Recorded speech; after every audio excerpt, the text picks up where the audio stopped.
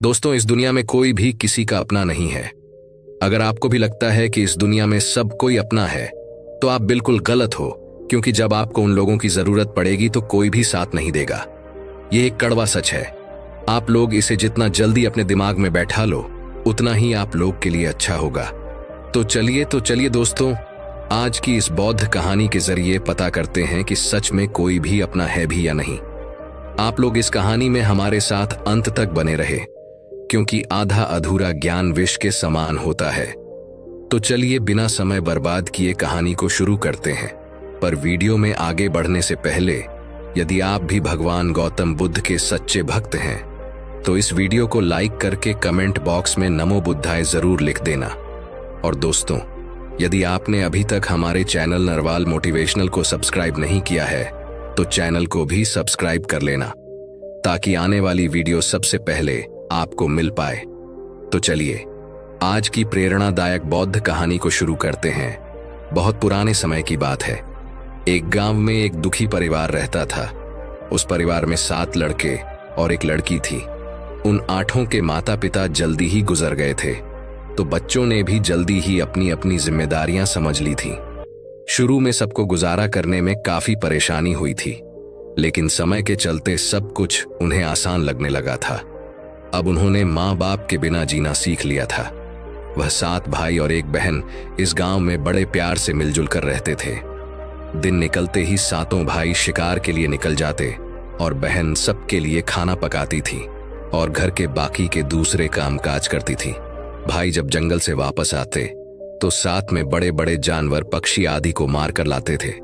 वह 7 भाई जो भी चीज लाते थे, बहन उनके मांस को बड़े चाव से पकाती थी और सब भोजन करके बड़ी तृप्ति का अनुभव करते थे। ऐसे ही दिन गुजर रहे थे। एक दिन की बात है, 7 भाई जंगल में शिकार करने के लिए गए थे। शाम होने वाली थी। बहन सबके लिए खाना बना रही थी। जब वह सब्जी बनाने के लिए उस सब्जी को काट रही थी, तभी चाकू की तेज धार से उसकी एक उंगली कट गई। अब उस कटी हुई उंगली से खून की धारा बहने लगी। अब बहन ने सोचा, यदि मेरे भाइयों ने मेरी कटी हुई उंगली देखी तो मेरे भाई बड़े दुखी हो जाएंगे।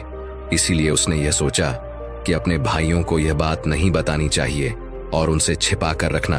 जब उसने बहते हुए खून को अपनी ओढ़नी से पूछना चाहा, किंतु उसने सोचा कि उसके भाई उसकी ओढ़नी में लगे हुए खून के धब्बों को देखेंगे तो मुझसे पूछेंगे। फिर उसने सोचा कि चलो दीवार पर पोंछ देते हैं, लेकिन फिर उसने सोचा कि दीवार पर खून को पोंछना ठीक नहीं रहेगा। उसने सोचा, अगर मेरे भाइयों ने देख लिया कि दीवार पर खून पोंछा हुआ है तो वह मुझसे अवश्य पूछेंगे और फिर मुझे बताना पड़ेगा और वह फिर परेशान हो जाएंगे। फिर बहन बेचैन होकर इधर उधर घूमने लगी, लेकिन उसे कोई ऐसी जगह नहीं मिली जहां उसका बहता हुआ खून उसके भाइयों की नजरों से बच सके। इसलिए उसे कोई उपाय ना मिलने पर उसने उसी सब्जी में जो खाने के लिए बना रही थी, उसी में अपना खून जो था उसे पहुंच दिया। शाम को जब 7 भाई जंगल से वापस आए तो बहन ने भाइयों के लिए खाना परोसा। आज 7 भाइयों को सब्जी बहुत ही स्वादिष्ट लगी। 7 भाई अपनी अपनी उंगलियां चाटते रह गए और अपनी बहन की पाक कला की तारीफ करने लगे। अपनी तारीफ सुनकर बहन भी बहुत खुश हुई। 7 भाई दिन भर के काम करने के कारण थके थे, इसलिए 7 भाई उस दिन जल्दी सो गए। अगली सुबह रोज की तरह वह 7 भाई जंगल को चले गए। जब वह थोड़ी दूर चले तो उन्हें प्यास लग गई। तभी पास की झील में 7 भाइयों ने पानी पिया और वहीं के पास के पेड़ के नीचे जाकर बैठ गए और बातें करने लगे कि रात के भोजन में बहन ने जो सब्जी बनाई थी वह बहुत स्वादिष्ट थी। सभी उसी सब्जी की चर्चा करने लगे। 7 भाइयों ने कहा, इतना स्वादिष्ट खाना तो हमने आज तक नहीं खाया। वह 7 भाई कहते हैं, आज घर चलकर इसके बारे में अपनी बहन से जरूर पूछेंगे और जानकर रहेंगे कि सब्जी में उसने ऐसा क्या मिलाया था जिससे वह सब्जी इतनी स्वादिष्ट बनी थी। शाम को 7 भाई जब घर आए तो दोबारा अपनी बहन की पाक कुशलता की तारीफ करते हुए कहने लगे, हमारी प्यारी बहन, कल रात की सब्जी में तुमने ऐसा क्या मिलाया था? बहन बताना तो नहीं चाहती थी, क्योंकि वह सोच रही थी, अगर उसके भाइयों को पता चला कि उसकी उंगली कट गई है तो मेरे सारे भाई दुखी हो जाएंगे। इसीलिए उसने कहा, कुछ नहीं बड़े भैया, सब जो रोज बनाती हूं वही बनाया था। तो उसका बड़ा भाई कहने लगा, प्यारी बहन, तुम्हें आज बताना ही पड़ेगा। और मैं जानना चाहता हूं कि हमारी बहन ने इतनी स्वादिष्ट सब्जी कैसे से बनाई। बड़ा भाई आगे कहता है, तुम्हें मेरी सौगंध है बहन, तो तुम्हें आज सच्चाई बतानी ही पड़ेगी। बड़े भाई का सब सम्मान करते थे, इसलिए बहन को भी अब सच बोलना पड़ा। उसने धीरे धीरे सारी बात बताते हुए कहा, भैया मेरी उंगली कट गई थी तो बस इतना सा अपना खून सब्जी में मिला दिया था और ज्यादा कुछ नहीं। मैंने सोचा कि आप लोगों को पता चलेगा तो आप दुखी होंगे, इसलिए मैंने अपने खून को सब्जी में मिला दिया था। यह सुनकर 6 भाइयों ने मन में सोचा, इसके खून की चंद बूंदें इतनी स्वादिष्ट हैं तो इसका मांस कितना स्वादिष्ट होगा। रात के खाने के बाद 7 भाई सोने के लिए चले गए। 7 में फिर इस बात की चर्चा छिड़ गई। बड़ा भाई कहने लगा, अरे भाइयों, खून की कुछ बूंदें हमारी बहन की इतनी स्वादिष्ट है तो सोचो उसके शरीर का मांस कितना स्वादिष्ट होगा। सबने बड़े भाई की हाँ में हाँ मिलाई, परंतु छोटे भाई को यह बात गलत लगी। उसने बड़े भाई का मान रखते हुए कुछ नहीं कहा और अगले दिन शिकार के लिए 7 भाई जाते हैं। उस समय 7 भाइयों ने योजना बनाई कि बहन को मारकर उसका मांस बनाएंगे और खाएंगे। बहन का मांस खूब स्वादिष्ट होगा। 7वें भाई को अपने बड़े भाइयों की योजना बिल्कुल भी अच्छी नहीं लगी। वह अपनी बहन को बचाने के लिए बेचैन हो गया। वह खुलकर इसका विरोध तो नहीं कर सकता था क्योंकि 6 भाई एक तरफ थे। सभी भाइयों ने मिलकर एक टीले पर बांस के पत्तों का एक चबूतरा बनाया जिसे चांद कहते हैं। उनकी योजना यह थी कि बहन को बहला फुसलाकर यहां पर लेकर आएंगे और तीर मारकर अपनी बहन की हत्या कर देंगे और उसका स्वादिष्ट मांस खाएंगे। अगले दिन बड़े भाई ने अपनी बहन से कहा, मेरी प्यारी बहन, अब तुम बड़ी हो गई हो और शादी के लायक हो गई हो। मैंने तुम्हारे लिए एक सुंदर वर की तलाश की है। आज हम उसको देखने जाएंगे और उसका घर भी देख कर आएंगे, इसीलिए तुम भी हमारे साथ चलोगी। बहन शादी की बात से बहुत खुश हुई। तुरंत तैयार होकर भाइयों के साथ चलने लगी। चलते चलते जब बहन थक गई तो उसने अपने बड़े भाई से पूछने लगी, भैया मेरा ससुराल अब कितना दूर है? तब बड़ा भाई बोला, बस अभी कुछ देर में हम पहुंचने वाले हैं। और बड़ा भाई बोला, वह देखो बहन, दूर से दिखाई दे रहा है। बड़ा भाई उसी टीले पर बने चांद को दिखाते हुए बोला, देखो मेरी प्यारी बहन, तुम्हारा ससुराल जहां तुम राज करेगी। यह सुनकर बहन आनंदित हो उठी। चांद पर पहुंचने के बाद बड़े भाई ने अपने छोटे भाइयों को आदेश दिया, अपनी बहन को एक रस्सी के सहारे से बांस के खंभे से बांध दो। सभी भाई मिलजुल कर जल्दी से बहन को बांधने लगे। बहन ने अपने सभी भाइयों को हत्यारे के रूप में देखकर उसका हृदय हाहाकार करने लगा। वह ईश्वर को याद करते हुए कहने लगी, हे ईश्वर, अब तुम ही मेरा सहारा हो। मेरे 7 भाई मेरी हत्या करना चाहते हैं। इनमें से एक भी ऐसा नहीं है जिसके दिल में मेरे लिए दया और प्रेम हो। 7वें भाई को बहन की पुकार पर दया आ गई, परंतु 6 भाइयों का विरोध करने का साहस वह नहीं जुटा पाया।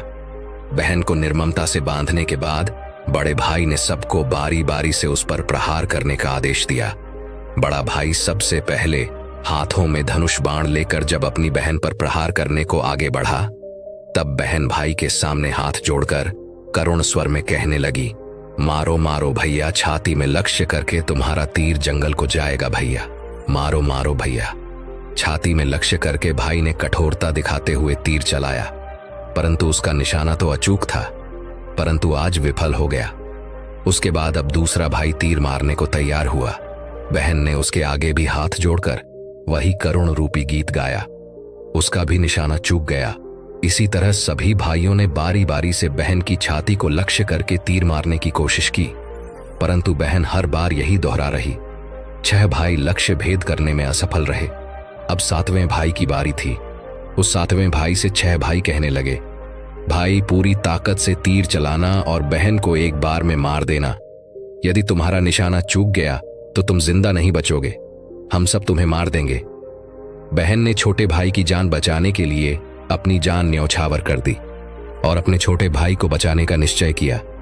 वह ईश्वर से प्रार्थना करने लगी, हे ईश्वर, मेरे भाई का तीर मेरी छाती भेदने में सफल हो जाए। वह फिर करुण गीत गाने लगी, मारो मारो भैया, छाती में लक्ष्य करके, भैया छाती में लक्ष्य करके तेरा तीर मेरी छाती भेद जाए। छोटे भाई ने तीर चलाया। उसका तीर बहन के माथे पर जा लगा। वह दर्द से तड़प उठी। कुछ देर तड़पने के बाद उसके प्राण त्याग दिए। सातों ने मिलकर अपनी बहन का मृतक शरीर नीचे उतारा। 6 भाइयों ने मिलकर बहन के शरीर को छोटे छोटे टुकड़ों में काट डाला। बड़े भाई ने 7वें भाई को जंगल से लकड़ी और पानी लाने का आदेश दिया। छोटा भाई पानी और लकड़ियों के साथ साथ कुछ मछली और केकड़े भी ले आया था। वह अंदर ही अंदर बहुत दुखी था। उसके भाई बहन का मांस बड़े शौक से पका रहे थे। छोटा भाई बहन के मांस के साथ मछली और केकड़े भी पकाने को डाल दिए, जिससे उसने अपने खाने का जुगाड़ कर लिया। चावल और मांस तैयार हो गया। छोटे भाई ने पहले ही अपने बैठने के स्थान पर एक छोटा सा गड्ढा खोद लिया था। उसने अपनी बहन के मांस को चुपके से उस गड्ढे में डाल दिया और मछली और भात खाने लगा। बाकी 6 भाई बहन की हड्डियां चबाने लगे तो छोटा भाई केकड़ा चबाने लगा। जब सबने बहन के शरीर का स्वादिष्ट मांस खाकर अपना पेट भर लिया तो बड़े भाई ने 7वें भाई से कहा कि झूठा साफ कर दो। तब छोटे भाई ने जो बहन की बची कुची हड्डियां और शरीर के अन्य भाग जैसे सर, नाखून, पंजे, इन सबको इकट्ठा करके एक गड्ढे में डाल दिया और ऊपर से मिट्टी से ढक दिया।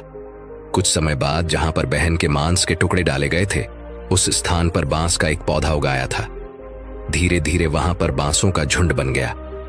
एक बार एक संत आए और उसी बांस के झुरमुट तले छुपकर मलम करने लगे। उसी समय आकाशवाणी हुई, संत दुर्गंध आ रही है, संत दुर्गंध आ रही है।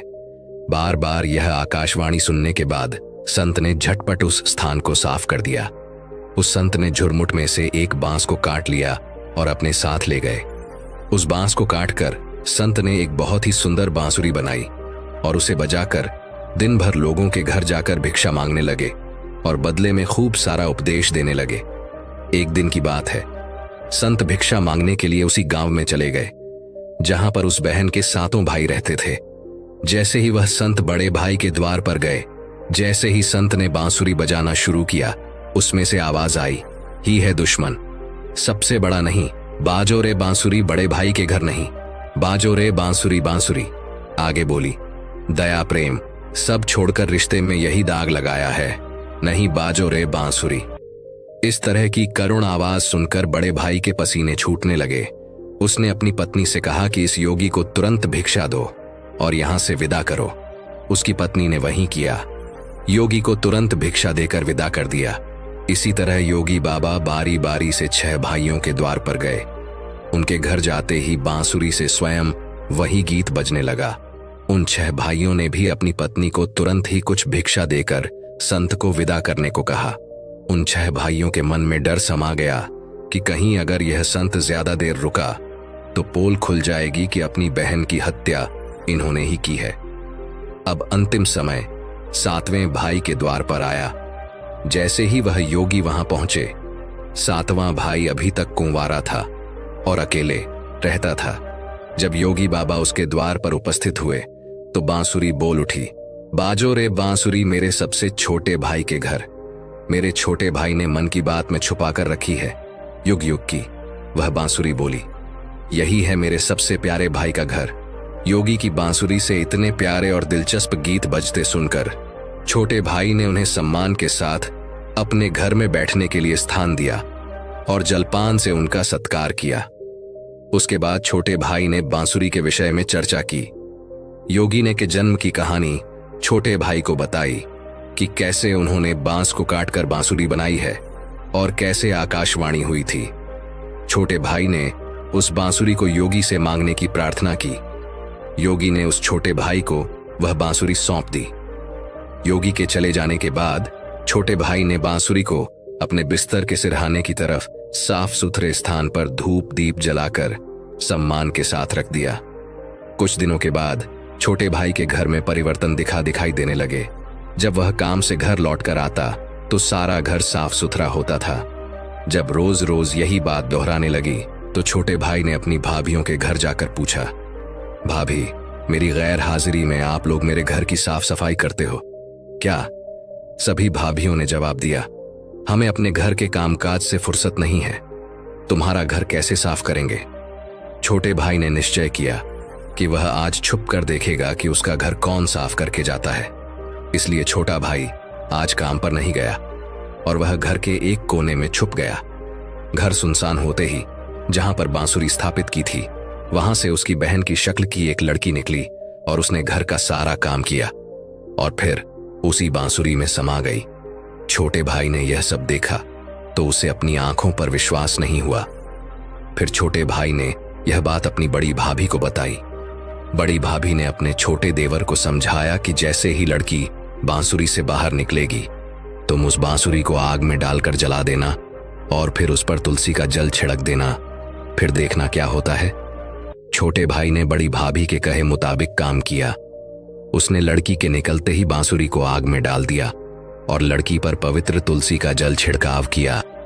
तुलसी जल के स्पर्श से वह लड़की मानव रूप में आ गई।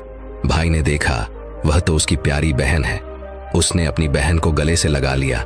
उसके बाद दोनों बहन भाई बड़े प्रेम से रहने लगे और बहन बहन ने भाई को और भाई ने बहन को अपना लिया। खुशी से एक दूसरे के साथ रहकर वे जीवन यापन करने लगे। दोस्तों, यह एक कड़वा सत्य है कि इस दुनिया में कोई भी व्यक्ति किसी का सच्चा अपना नहीं होता। रिश्तों की मिठास और दोस्ती का बंधन अक्सर स्वार्थ से जुड़ा होता है। जब हम कठिनाइयों का सामना करते हैं तब हम देख सकते हैं कि हमारे आसपास कितने लोग वास्तव में हमारे साथ हैं। बाहरी दुनिया में सब कुछ दिखावटी है। हर कोई अपने फायदे के लिए रिश्ते बनाता है। ऐसे में जब हमें समर्थन और सहारे की जरूरत होती है तो अक्सर हम अकेले रह जाते हैं। यह समझना जरूरी है कि असली अपनापन उस समय ही प्रकट होता है जब बिना किसी स्वार्थ के कोई हमारी मदद करता है। इस सच को स्वीकार करने में हमें समय लग सकता है, लेकिन यही समझ हमें मजबूत बनाती है। जब हम यह जान लेते हैं कि असली मित्रता और अपनापन बिना शर्त के होते हैं तब हम सच्चे रिश्तों की कद्र कर सकते हैं। इसलिए हमें अपने रिश्तों में सतर्क रहना चाहिए और उन लोगों को पहचानना चाहिए जो हमारे साथ सच्चे दिल से खड़े होते हैं। इस सच्चाई को अपनाना हमें एक बेहतर इंसान बनाने में मदद कर सकता है। दोस्तों, आपने आज इस कहानी से क्या सीखा? आप हमें कमेंट सेक्शन में जरूर बताएं।